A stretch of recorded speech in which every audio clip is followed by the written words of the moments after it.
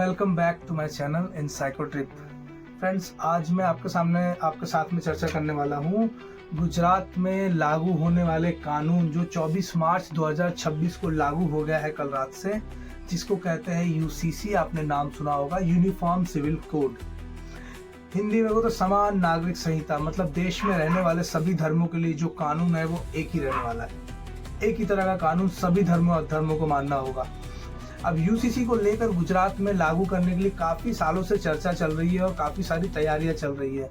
तो मैं ये मानता हूँ कि देश एक जगह एलपीजी के लिए लड़ रहा है। फिलहाल अभी गुजरात में काफ़ी सारा असर देखने को मिला है और उसके बीच में इस कानून को लागू कर दिया गया है। मतलब उस डिस्प्यूट का फ़ायदा यहाँ पर गुजरात सरकार ने उठाया है कि अभी फ़िलहाल लोग वहाँ बिजी हैं, तो यहाँ पर उन्होंने यूसीसी को लागू कर दिया गया है।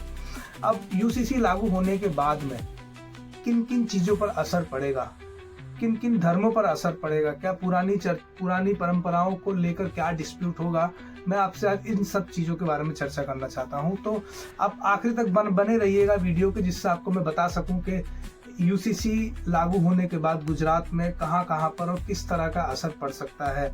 ये जानना आपके लिए बहुत ज़रूरी है, तो बने रहेगा वीडियो में। असर है वो पड़ेगा पर्सनल लॉ, अलग अलग धर्म के लोगों में पर्सनल लॉ और उनकी जो परंपराएं थी पुरानी, उस पर असर पड़ेगा।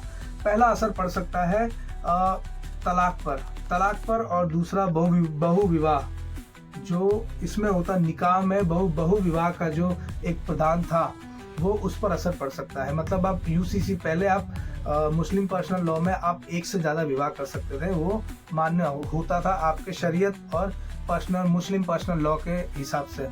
यूसीसी लागू होने के बाद आपका दूसरा विवाह मान्य ही नहीं गिना जाएगा। मतलब आपने एक शादी की, दूसरी शादी आपकी मान्य नहीं गिनी जाएगी। दो शादी एक ही इंसान की मान्य नहीं गिनी जाएगी यूसीसी में। यहाँ पर धर्मों में यहाँ पर आपको देखने मिलेगा मुस्लिम पर्सनल लॉ के अगेंस्ट आपको देखने मिलेगा यूसीसी फिलहाल अभी।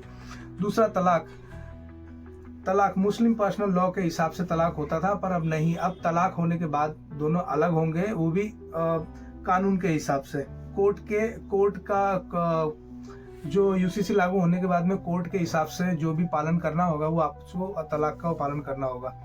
अब 3 तलाक नहीं रहेगा, वो खत्म। अब दूसरा है इद्दत। तलाक के बाद में इद्दत की राशि या रस्म जो होती थी, उसमें काफी सारा आपको बदलाव देखने मिल सकता है कानूनी तौर पर। देखिए, यूसीसी का जो पॉजिटिव असर है वो ज्यादातर आपको देखने मिलेगा महिलाओं के अधिकार में, मतलब वुमेन राइट्स में। वुमेन राइट्स में क्या देखने को मिलेगा कि पति की संपत्ति जो है वो पत्नी को भी मिलेगी, उनमें रहे उनकी बेटियों को भी मिलेगी और समान तरह से बेटों को भी मिलेगी। मतलब संपत्ति में कोई एक अधिकार नहीं रहेगा। पति के जाने के बाद या पति की संपत्ति में सबका अधिकार होगा। देखो, एक छोटा सा फैमिली डिस्प्यूट मिट जाएगा। दूसरा आएगा कि गुजारा भत्ता, मेंटेनेंस, जो शादी के बाद या तलाक के बाद में जो महिलाओं को जो मेंटेनेंस मिलता था, उसको मिलने में आसानी हो जाएगी कानूनी तौर पर, जिससे महिलाओं को आसानी से अपना गुजारा भत्ता मिल जाएगा।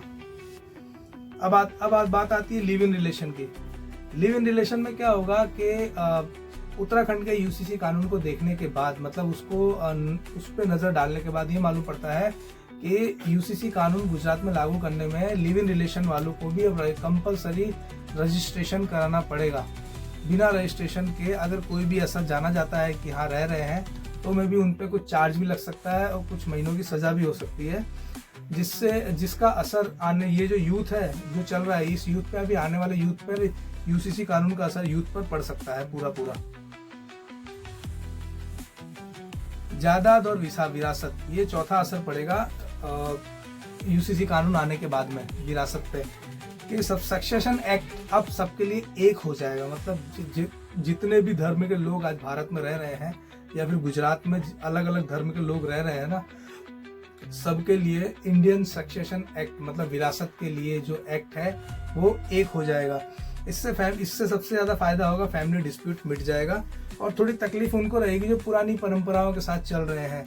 क्या बोलते हैं, संपत्ति को लेकर पुरानी परंपराओं के साथ जो चल रहे हैं, थोड़ी बहुत उनके लिए तकलीफ हो सकती है, प्रॉब्लम हो सकती है।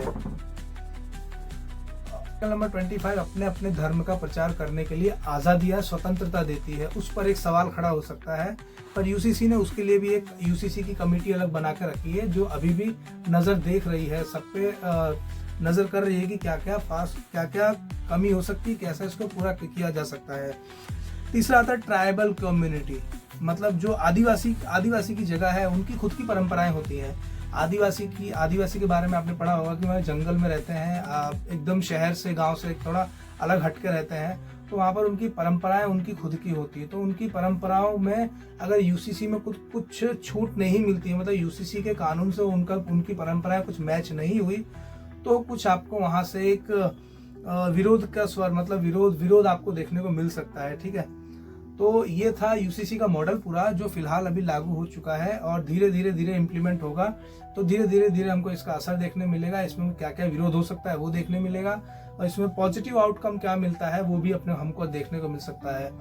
जहाँ तक हो सकता है, अब ये हमारा गुजरात राज्य पूरे भारत का 2nd नंबर का राज्य है जहाँ पर यूसीसी अभी फिलहाल लागू कर दिया गया। पहला उत्तराखंड में लागू हो चुका है, वहाँ पर भी थोड़े विरोध हुए थे, पर अभी शांति से यूसीसी को सब मानते हुए चल रहे हैं। अब बारी है गुजरात की।